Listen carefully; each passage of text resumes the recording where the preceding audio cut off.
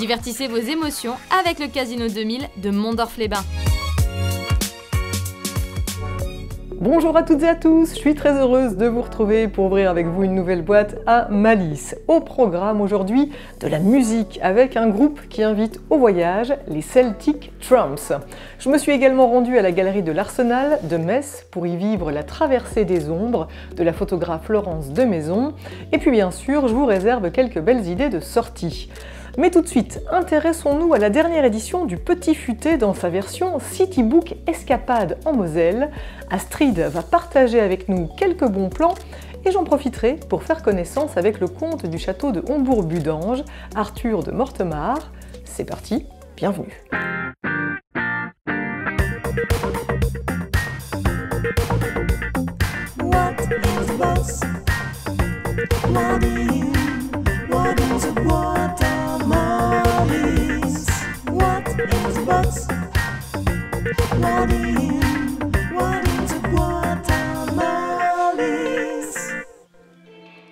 Astrid, bonjour. Bonjour Alicia. C'est toujours un plaisir de te retrouver pour parler du Petit Futé. En l'occurrence, aujourd'hui, le Petit Futé Escapade Moselle Citybook. Tout à fait. Pour ça, tu as choisi un écrin sublime. Nous sommes au château d'Hombourg-Budange. C'est ce château finalement qui ouvre cette édition ? Tout à fait. J'ai eu un coup de cœur en fait quand on m'a présenté ce château. Il y a de ça quelques temps déjà maintenant. Et j'ai eu la chance de rencontrer bien le comte qui est propriétaire du château. Son histoire m'a touchée et on a voulu en fait dans le Citybook Metz lui accorder en fait une interview pour le mettre en avant parce que comme beaucoup de Mosellans, on est attaché à notre patrimoine. Le Petit Futé est attaché en fait au patrimoine de chaque région. Et c'est vrai que j'ai à cœur, avec mes équipes, de faire ressortir des pépites.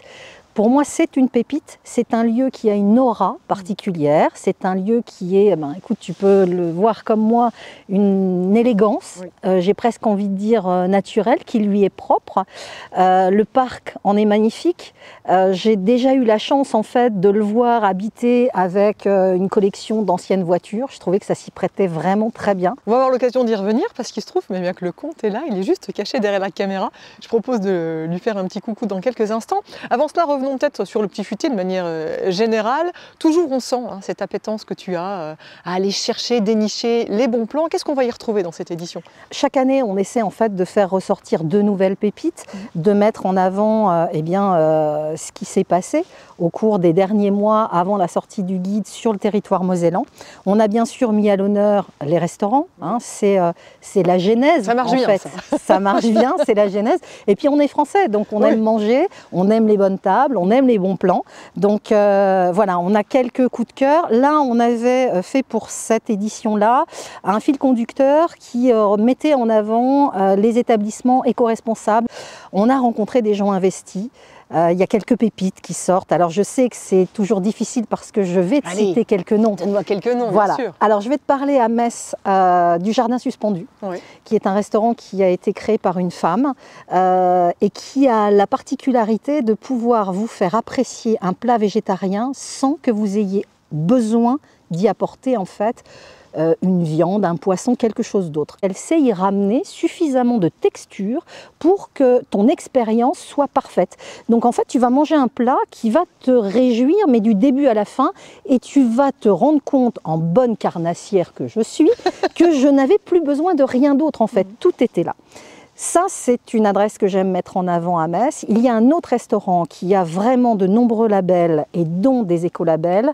C'est le restaurant Avec Amour à Terreville. Voilà. À nouveau, c'est une femme en cuisine.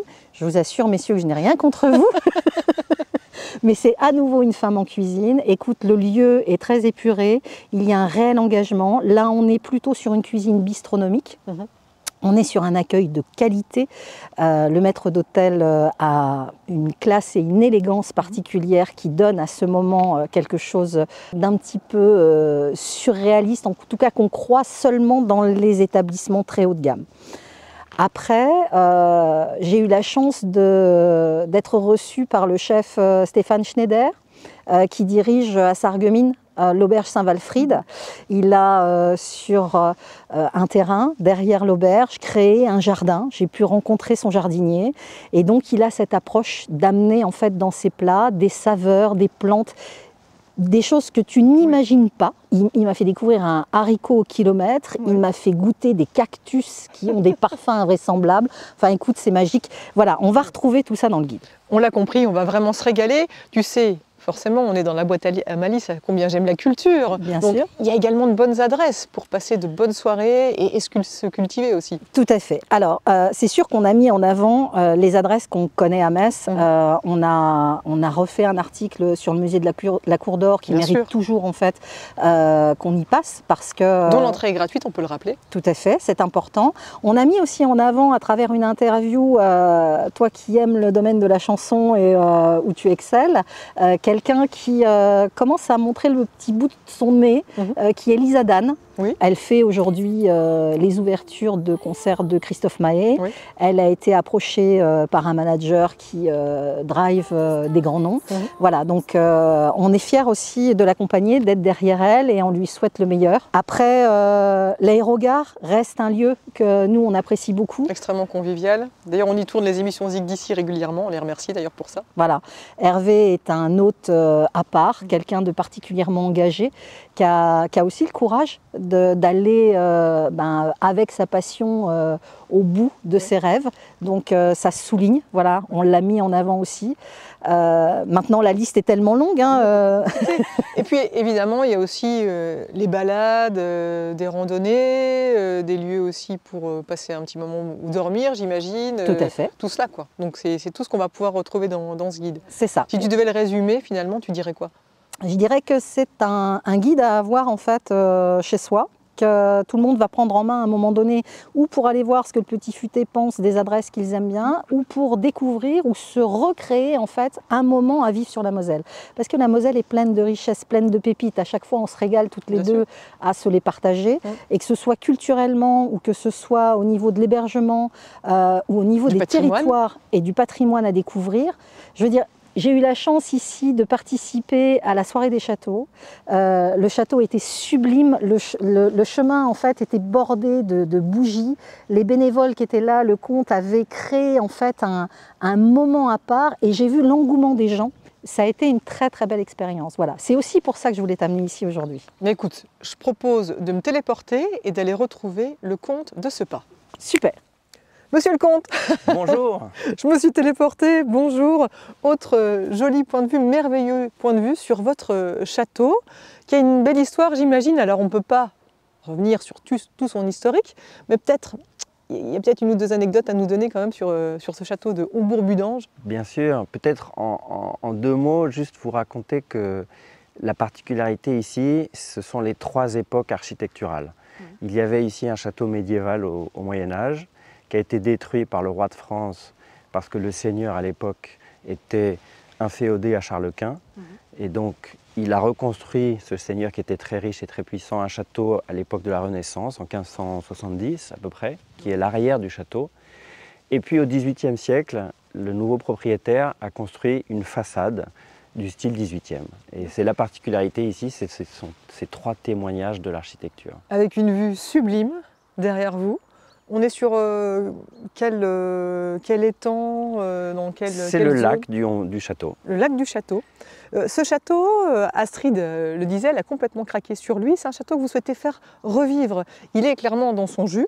Il a besoin d'être réhabilité. C'est ce dont vous rêvez aujourd'hui? Oui, parce que ces châteaux, ces monuments historiques sont beaucoup plus que des structures de vieilles pierres. Ce sont les gardiens de notre passé. Et je pense qu'il est important de faire vivre la mémoire collective et je suis aujourd'hui un maillon dans la chaîne des propriétaires. Je ne suis qu'un maillon dans cette chaîne et je peux décider soit de me donner ma vie pour remettre ce lieu en état, soit de faire autre chose. Et je pense que l'état de dégradation est tel que si je ne fais pas quelque chose, je ne sais pas qui pourra faire quelque chose demain. Et on a une chance inouïe en France, c'est d'avoir un ministère de la Culture qui nous accompagne de manière très généreuse pour protéger ces monuments. Ils ont compris qu'il y avait un intérêt culturel pour nous apporter cette aide. Et donc je vais avec l'aide d'autres gens aussi, parce qu'il y a la possibilité de faire du mécénat, d'essayer de remettre en état ce lieu pour en faire profiter la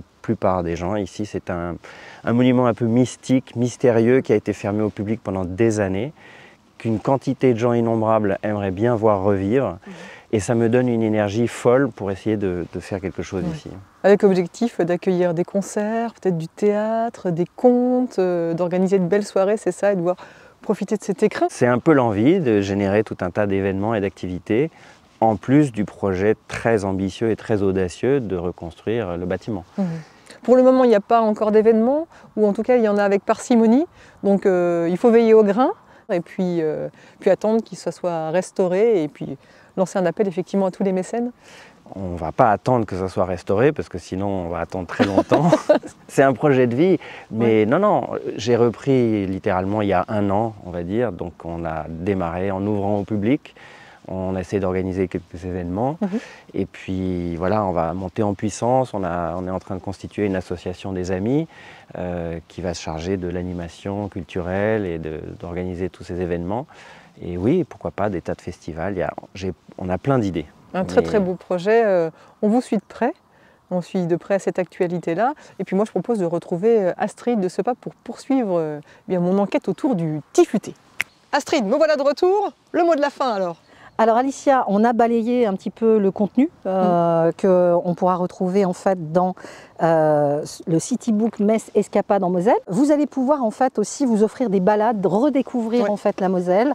Je pense par exemple au jardin Jean-Marie Pelt, je pense aussi du côté de la Moselle Est, voilà, redécouvrir Beach, redécouvrir en fait ces zones qui sont incroyables.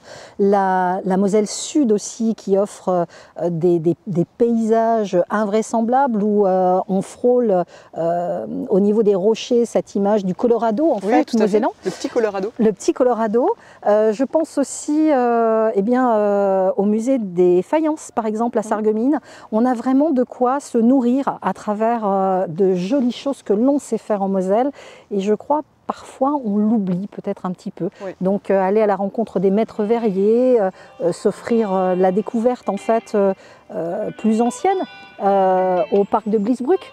Voilà, c'est quelque chose qui est très intéressant. Et puis n'oubliez pas, l'hiver arrive, on est bien d'accord, mais le printemps sera juste derrière. Revisiter les jardins de la Königssee, c'est quand même un lieu totalement unique. Et il est chez nous. Eh bien c'est noté, il ne nous reste plus qu'à nous le procurer. Merci beaucoup Astrid de nous avoir présenté ce petit futé Escapade en Moselle, Citybook. Merci. Merci Alicia. Coupé!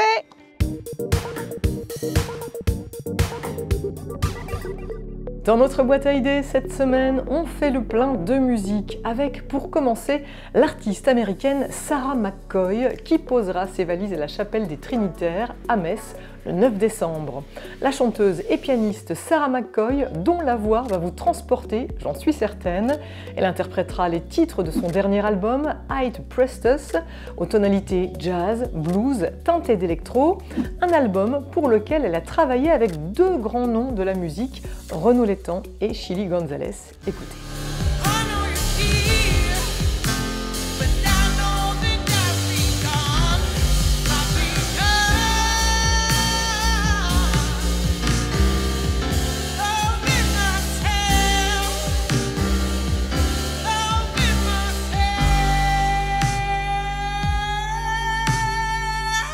Sarah McCoy va mettre le feu au Trinitaire de Metz le samedi 9 décembre à 20h30.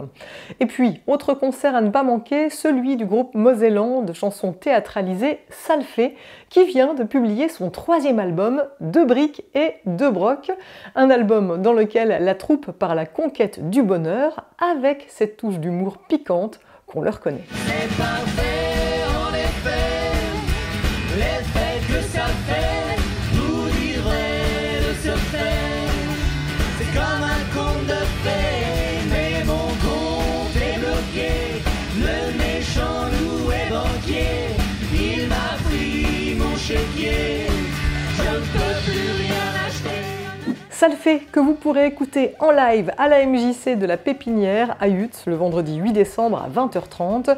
Et notez qu'Audrey, Johanna, Romain et Fabien seront également les invités du prochain Zig d'ici, dont la diffusion aura lieu le lendemain, samedi 9 décembre à 16h30 sur Moselle TV. Et poussons à présent les portes de la galerie de l'Arsenal à Metz pour y découvrir la sublime exposition consacrée à la photographe autodidacte Laurence Demaison. Avec Inspire, Expire, Respire, la traversée des ombres, elle dévoile le fruit d'un travail qui interroge le corps et les questions identitaires.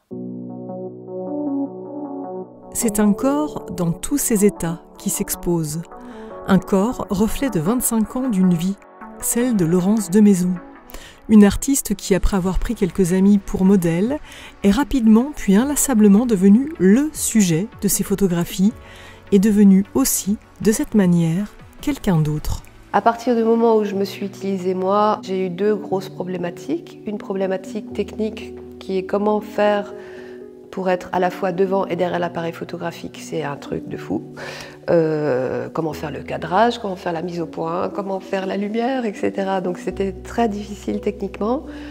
Et puis il y a une autre problématique qui était que j'avais une détestation maladive, on va dire pathologique, de mon corps. Donc qu'est-ce qu'on peut faire avec un truc qu'on déteste? Donc le but a été de le camoufler, le transformer, le métamorphoser, surtout que ça ne se voit pas.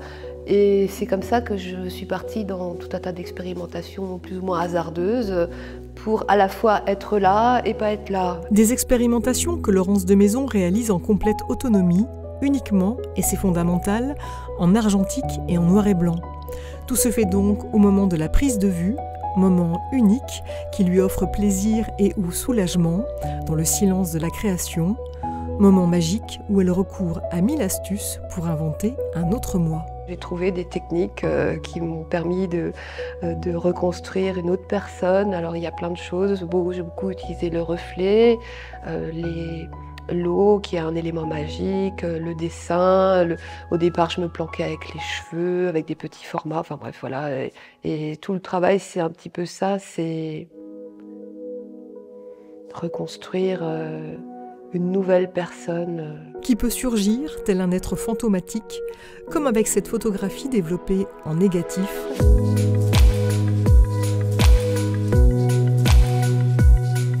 Ou avec ces clichés pour lesquels Laurence Demaison a dessiné sur son corps avec des gants dotés de diodes lumineuses, les mouvements étant alors saisis en longue pause par son appareil, un travail graphique de haut vol, maîtrisé de la prise de vue au développement, qui joue avec notre perception, comme en témoigne encore cette série de portraits qui s'apparentent à des peintures, mais qui sont en fait des reflets dans l'eau. Moi, je suis au-dessus d'un bac rempli d'eau que j'ai noirci avec de l'encre. L'appareil photographique vise cette encre. Moi, je suis au-dessus, j'ai toujours exactement la même expression. Je bouge l'eau et je déclenche en fonction des mouvements d'eau. Bon, ça a mis quelques temps avant de trouver techniquement comment faire, mais voilà. Et c'était extraordinaire parce que ça a créé une galerie de portraits infinie. Donc je n'arrivais plus à m'arrêter. Donc j'ai dû en faire au moins 1 millier. Alors il y en a plein qui sont moches parce que ça fait des déformations grotesques, etc. Mais là-dedans, il y a beaucoup de choses qui évoquent effectivement des peintures. Et ce sont des images qui existent réellement, mais simplement elles sont trop fugitives, trop rapides pour qu'on puisse les percevoir. Et là, c'est le flash qui permet de les capturer.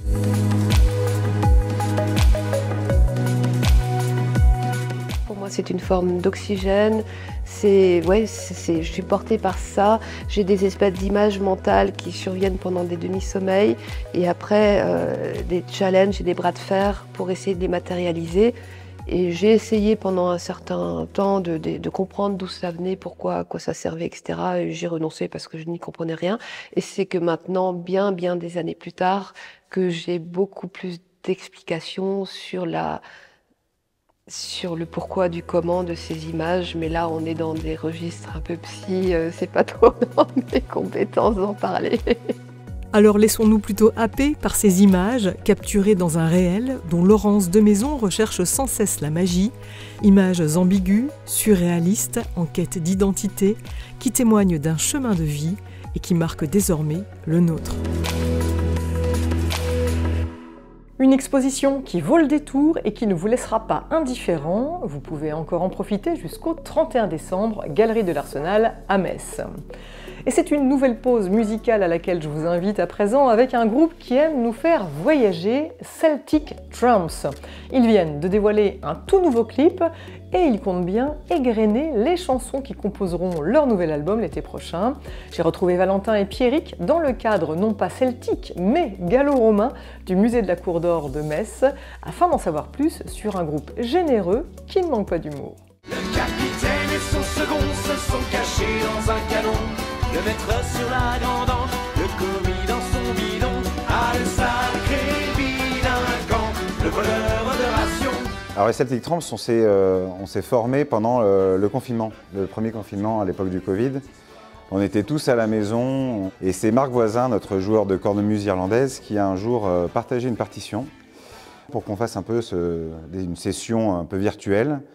Et Valentin au banjo, moi avec mes instruments, et puis tous les autres musiciens des Celtic Trumps, on s'est rencontrés comme ça autour d'une partition partagée sur Facebook.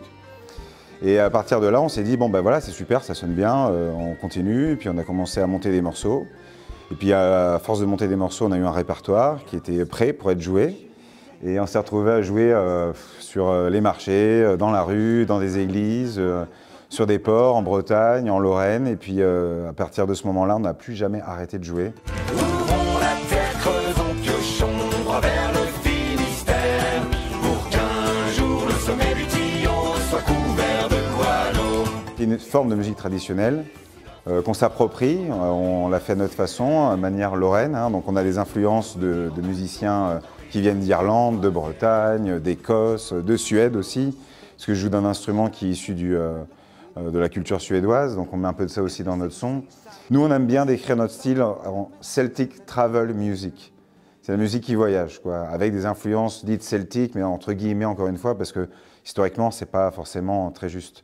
Mais c'est le terme qui est passé dans l'imaginaire collectif pour décrire un peu ce qu'on fait. Plaisir, bataille, vive la canaille.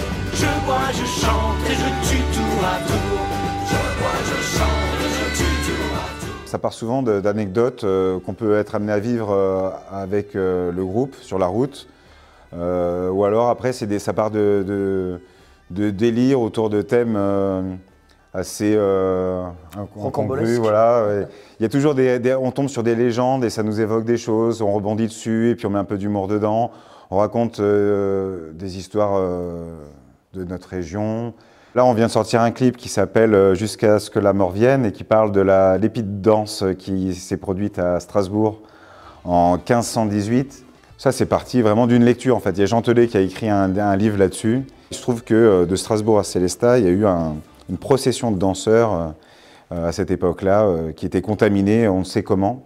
Ça a amené à ce qu'on écrive une chanson là-dessus, quoi. Et s'il était là le remède à voir ces heureux danseurs ensanglantés, les chevilles lacérées jusqu'à ce que la mort vienne. Pour quelques sous, vivre un voyage délicieux vers le bal obscène des damnés.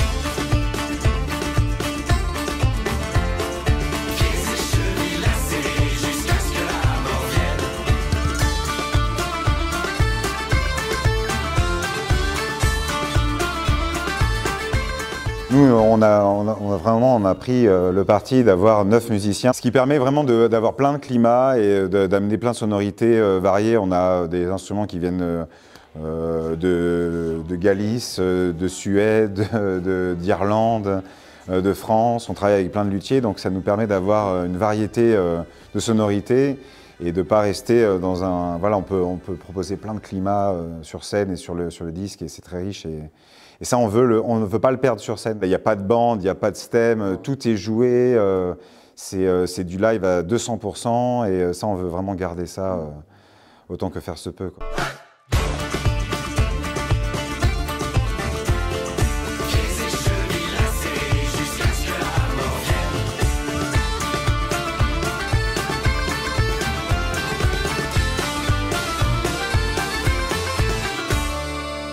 Et notez que Celtic Trumps sera en concert samedi 16 décembre à Mont-Saint-Martin. Vous pouvez également les suivre sur les réseaux sociaux pour découvrir les 3 autres clips à venir en attendant la sortie de leur album l'été prochain. Ils reprendront par ailleurs leur tournée dès le mois de mars. Et avant de nous quitter, prolongeons cette page musicale avec le compositeur, artiste multi-instrumentiste grand-estois, Texo, qui dévoilera ses chansons folk, blues, rock dans lesquelles il croque des tranches de vie. Il les dévoilera le mercredi 6 décembre à 20h30 à la Chaoué de Metz.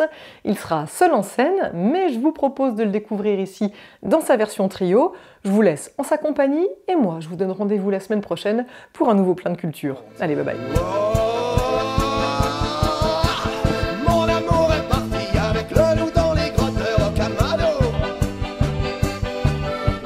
Je suis resté là comme de ronds fait enveloppé dans du papier hygiénique. Mon amour est parti avec le loup dans les grottes de Rocamadour. Moi je tricote des napperons avec le reste des nouilles grimpées sur le balcon. Oh ouais. Elle est si jolie avec ses souliers vernis.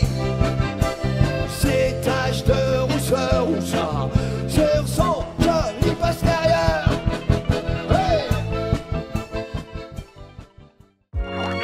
Divertissez vos émotions avec le Casino 2000 de Mondorf-les-Bains.